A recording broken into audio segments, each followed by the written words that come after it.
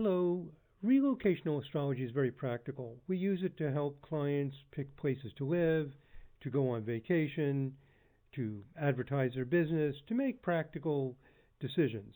There is also a spiritual dimension to relocational astrology, and there are a lot of similarities between relocational astrology and a new field in science called quantum biology. So, an interesting term that we can give to relocational astrology is quantum astrolocality, because there's this quantum aspect to it, and this quantum aspect is also really a spiritual dimension to astrolocality. So I'm going to give you some specific information and some stories about how astrolocality relates to a spiritual dimension and how it is very closely tied to quantum biology. Okay, first let me tell you a story that opened the door to me to see that there is more to relocational astrology than just picking a place that's going to be comfortable to live or to do business, etc. Here's what happened. I think it was about 10 years ago. I don't remember exactly. I gave a lecture on Astro-locality at a conference in Tempe, Arizona. I don't remember who was sponsoring the conference, but I gave a lecture on Astro-locality. And sometimes when I give lectures at conferences, I do live interpretations. I'll ask somebody for their birth information and pull up their chart and talk about what it means. Or maybe it's not so much a live interpretation. Sometimes I do it just to illustrate the ideas. So I asked somebody if they wanted to share their birth data, and a lady sitting in the front row said she would, and I have the Sirius software running, and everybody can see it, so I enter her birth data, and I pull up an AstroMap. Now, the conference was in Tempe, Arizona, just outside Phoenix, and she lived in basically the Phoenix area. So I pulled up the AstroMap for Arizona, and I saw two Saturn lines crossing. Now, I don't remember her name, I don't remember her birth information, so I'm going to just show you a similar AstroMap. This is for former British Prime Minister Tony Blair, and right here, just north of Italy, we see a moon line, moon conjunct the midheaven, crossing a moon trine the ascendant. So this yellow line is a trine to the ascendant, this red line is moon conjunct the midheaven, and they happen to intersect right here just north of Italy. And also there happens to be two Venus lines crossing a little further east. There's a Venus sextile the midheaven and Venus sextile the ascendant. So this spot over here closer to Italy would be obviously a hugely lunar place. In his relocated chart for that location, the moon is aspecting both the midheaven and the ascendant. And the same is true over here for Venus. So I bring up the AstroMap, looks very similar to this, but for Arizona. And she has two lines crossing, just like this. A midheaven line and an ascendant line crossing, and just like this, to the same planet, and the planet is Saturn. So it's not Moon or Venus, as we see here for Tony Blair, it's Saturn. And it happens to be intersecting in the town of Winslow, Arizona, almost exactly. Okay, so great. So I say to her, well, Winslow, Arizona can be a significant place for you. And I don't remember exactly what the aspects were, whether they were trines or conjunctions or whatever, but it was two Saturn lines crossing in Winslow, Arizona. So this should be a very Saturnian place. And before I got very far into this, what the attendee told me, for me, was stunning and surprising. Here's the story. She said that she is an orphan, recently found out who her birth parents are, and some of her birth parents' ancestry, the grandparents and so on, are from Winslow, Arizona. Now, this is interesting. Is this just a coincidence that her ancestors, who she didn't even know existed, I mean, she didn't know who they are until very shortly before the conference, she had gotten her birth certificate and she had found out who the birth parents were as an adult. She's an adult, she's married, etc. She finds this out, and their heritage is from the place where the two Saturn lines are intersecting. And in fact, some of her ancestors are the Winslows, who the town is named after. Very interesting. Is it a coincidence? Well, I've seen this kind of coincidence too many times. How is it possible that the astrology chart can extend around the globe and even reach out in time? It's already almost unbelievable that astrology works at all, that the positions of the planets when you're born have something to do with your life. A lot of people find it so absurd they just discount the possibility of astrology just a priori. This is nuts. Okay, well, we've gotten past that, and some of us maybe just accept anything sort of, blindly. If that's possible, anything's possible.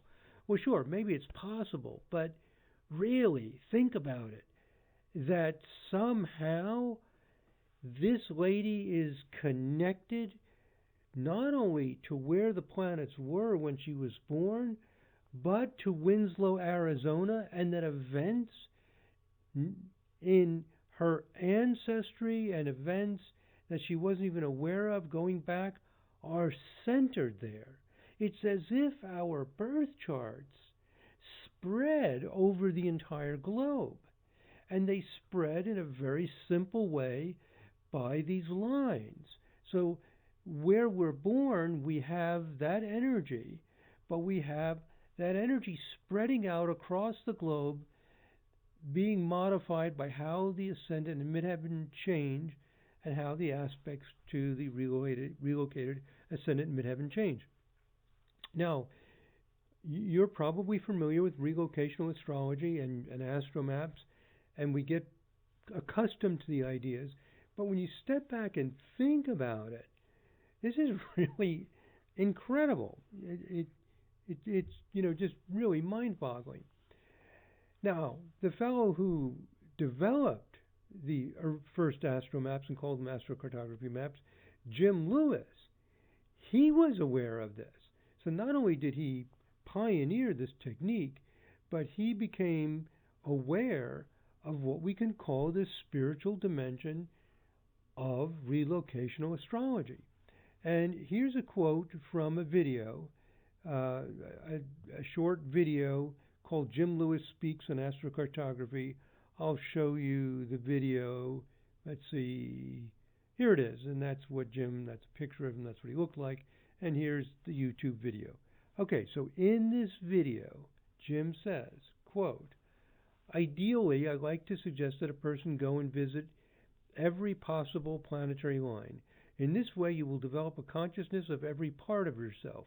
It seems that every one of the planetary lines represents an important part of oneself, and with a knowledge of where these different parts of self can be discovered and experienced, it seems that it is easier to become your full self. That your full self is extended around the globe, and these are all parts of you." Now, I don't think he was saying this just to hype up this product he developed. I think he developed this idea for the same reason that I started seeing it and many other people started seeing it. There's something very deep and profound about these lines. Very often we just use it practically. Okay, you're going to be comfortable here. But then you start to realize it's a whole part of yourself that develops. How, again, this idea that our consciousness or our being is not just localized to that spot, but it kind of spreads around. Now, all this sounds very, visionary and inspiring, but is it, is this really true? I mean, anything's possible, but could this really be true? Well, it's things like this with this client that suggest that it is true. And very recently, I found out in biology they are discovering the same exact kind of shocking realization that things become connected and spread out instantaneously. So the quantum theory of subparticles, which implies this kind of magical world, has recently been found to be functioning biologically. And this is a shock. It's a stunning revelation in the field of biology. And I found it very interesting as I was learning about this that I had the same stunning, shocking experience with relocational astrology, because I tend to look at things critically and think about it, and I think of astrology as actually really working, not just symbolically, and that relocational astrology could work. Really stunning that, again, that our, as Jim put it, our whole self can be realized throughout the globe. Everything is interconnected, and we are a part of all of that, and we are all of that. Well, these are very elevated spiritual thoughts, but what we find is that there's practical uses and applications, both in biology and astrology. So, to repeat this phrase, this key phrase from Jim Lewis, every one of the planetary lines represents an important part of oneself. And by experiencing them, you become your full self. Okay, so if this person was born in Winslow, Arizona, they would have a strong Saturn influence. She was not born in Winslow, Arizona, but she still has this strong Saturn influence, something that's real, something that's vital, something that's deeply important to her there. So we are, in a sense, connected globally everywhere. Now, as I said, I have here in the bottom paragraph, biologists have recently encountered the same thing, that biological processes work at a quantum level, and they cannot be explained by simple cause and effect relationships. What's happening biologically in some areas of biology defy common sense. So biology is now moving into this magical, or we could even call it spiritual if you want to, quantum world. And a video about this that I'd highly recommend you could watch the entire video is this one called The Secrets of Quantum Physics, Let There Be Life. Okay, and that's Professor Jim Al-Khalili. Jim Al-Khalili is his last name, who is the the person speaking and presenting the information in this video. Now, to give you some background on this professor, Professor Al-Khalili is a professor of theoretical physics. He's the chair of public engagement science at the University of Surrey. So he is a distinguished professor. And I'm going to share with you a few things that he says in this video that are amazingly similar to how Jim Lewis, myself, and maybe you and many astrologers have started to realize what's going on with relocational astrology. At 3 minutes and 5 seconds into this video, he says, quote, "The most recent discovery has caused a sensation." He's talking about discoveries in biology. "In the past few years," now this video was made in May 2018, so this is all very recent developments in biology. "In the past few years, one species of bird has created a scientific revolution. I was one of many physicists who was shocked to discover that it navigates using one of the strangest tricks in the whole of science. It utilizes a quirk of quantum mechanics, one that bamboozled even the greatest of physicists, from Richard Feynman to Albert Einstein himself. So you might be surprised to learn the identity of this mysterious creature. Say hello to the quantum robin." So the robin, very common bird, uses quantum processes to navigate and specifically to migrate. Okay, and at 9 minutes into this, he says the idea is called quantum entanglement. In other words, the robin, the bird, is using quantum entanglement to navigate. They've done experiments and research, and it's very, very clear to these scientists that quantum entanglement exists not only at, in non-living things, it is also a vital function biologically. And you probably have heard about quantum entanglement. Quantum entanglement is that a particle essentially can be in two places at one time. And the bird uses quantum entanglement, having things spread out and not just localized. Sounds like astro-locality. Spread out and not localized. So the bird is using a navigation system that's quantum, that's not just localized. Well, when I was learning about what Jim Al-Khalili is presenting and other people, I went, oh my God, this is the shock that I had when I started learning relocational astrology. And I couldn't believe it. I mean, a lot of people just kind of accept anything in astrology. It's kind of magical thinking. I'm just not that way. I'm thinking, Mike, how can I be connected globally all around the world? And now scientists are experiencing the same shock in biology, that the robin is using quantum entanglement to be connected simultaneously to more than one place. Simultaneously connected to more than one place. These are things that you cannot explain causally as simple, pure cause and effect, but they are scientific because they've been validated, they've been understood, and they've been analyzed clearly.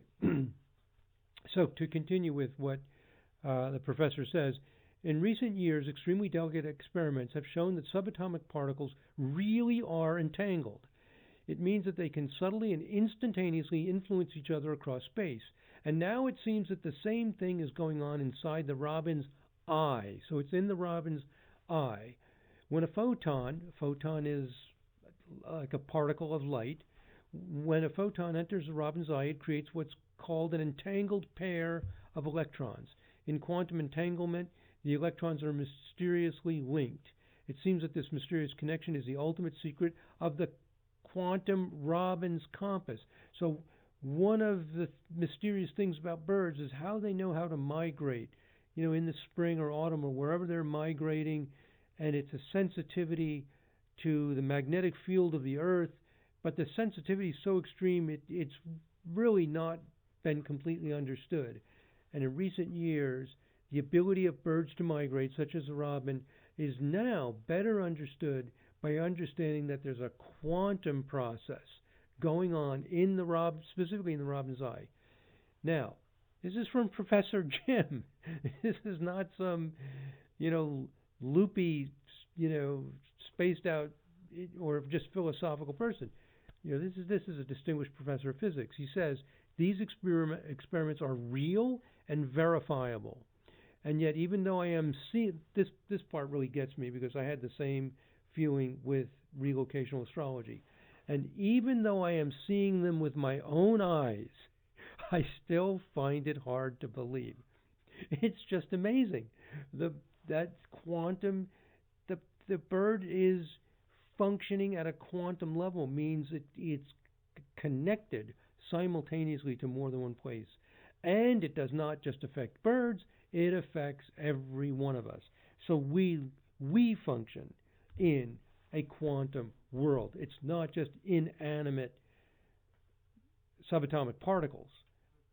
Biologically, we are all functioning in a quantum way, in a magical way, with quantum entanglement. This is the huge breakthrough in biology, and it's helping make sense. It's helping me understand how it is that astro-locality works in a very, very similar way.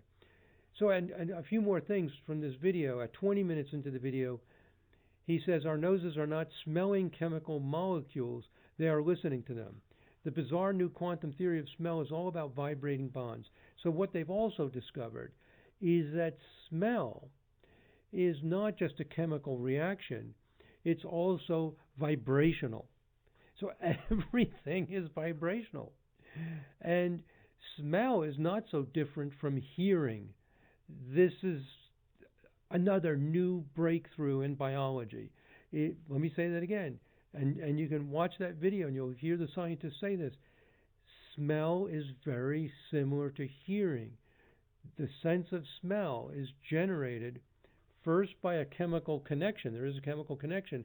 And then the bonds between the elements in the molecule, those bonds are moving and they're vibrating. And if two different chemicals vibrate at the same frequency, they will create the same smell. It's the frequency. So smell is very similar to listening. And this is exciting because it's showing more and more that everything is inherently vibrational, which of course is part of the type of astrology I use, which is vibration. So vibrations in a quantum reality are fundamental. And we're now discovering, we, meaning the cutting edge of science today, is just now discovering quantum biology. And it sounds extremely similar to what we could call quantum astrolocality. In the same way that the bird sensitivity can spread out like a wave simultaneously in all directions, so does our consciousness. So we see the extreme similarity in concepts of astrolocality and the new developments in biology. So let me read a little bit more of this. Chemical molecules are playing music for our noses. Our sense of smell is about the vibrations of molecules or wave-like behavior. Our sense of smell may be much more like our sense of hearing. A particular molecule, say that of grass, will vibrate at a particular frequency, but a different molecule, say that of mint, will vibrate at another frequency. So it's all about frequency and vibration. So we're seeing biology and at least vibrational astrology all merging together using the same ideas and all being developed independently of each other and arriving at the same conclusion. And what he says here is the same thing that we as astrologers say to people. He says at 33 minutes and 15 seconds into the video, I wouldn't blame you for thinking that this is an idea that a clever theoretician has come up with and that is just mere speculation, something that we have no proof of, but we do. It takes place all the time. Protons don't have to go over barriers, they can tunnel straight through. So in our cells, protons are moving right through barriers. They just move right through. It's quantum tunneling. So at the quantum level, things are not restricted in the normal way that we think of the physical world. It's like nothing we can see in our everyday world, is what I just said. In nuclear physics, this effect is a proven fact, but here it is again. He says, but I never thought I'd see it in a tadpole. This is the amazing breakthrough, that what Jim Al-Khalili and other physicists have been seeing in the laboratory with inanimate objects, they're now seeing in tadpoles, in robins, in other living things, in every living cell. He will go on to say, here's where he says it. To discover that it's going on in every cell of every living organism on the planet, now that I find truly amazing. So, science has ventured into a land of what we could call magic, but that magic is identified clearly and makes clear predictions and has, a clear mathematical foundation to it. I call it magic because from our point of view, things cannot be in two places at one time, and one thing cannot just move. One physical object can't just move through another physical object. And here is where he talks about how a bird is able to migrate and how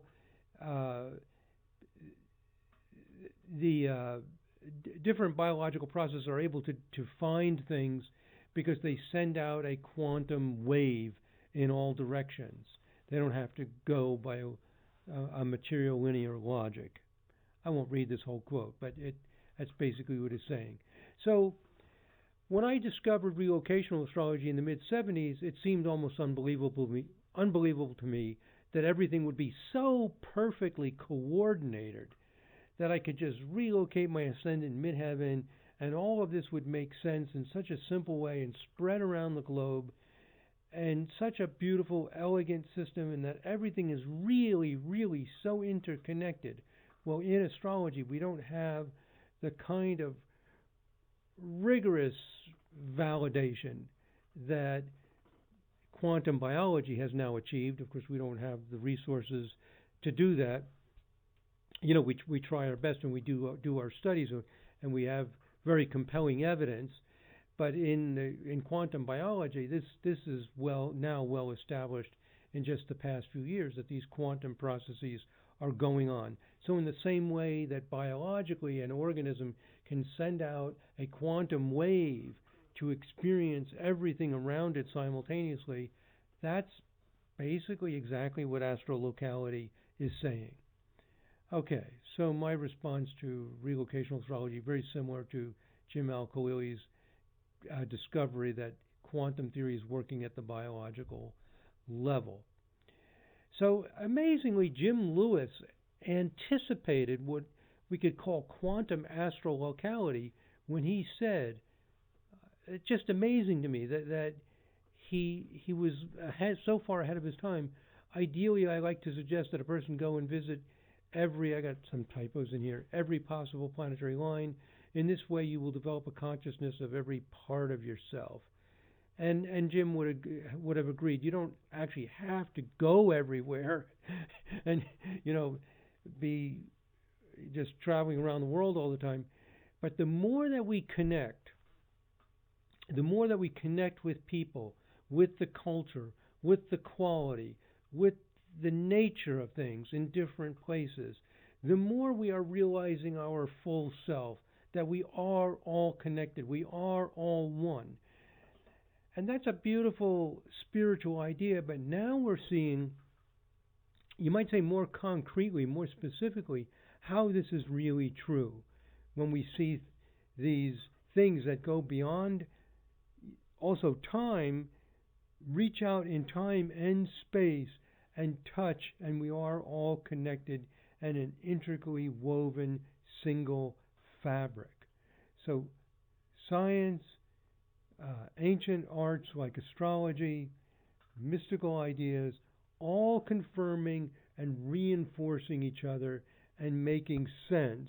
And so now, what shocked me in the 70s and seemed so unbelievable, I couldn't fathom how it might be, is now becoming clear through the advances in quantum biology.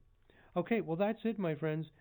So that is the spiritual dimension of relocational astrology.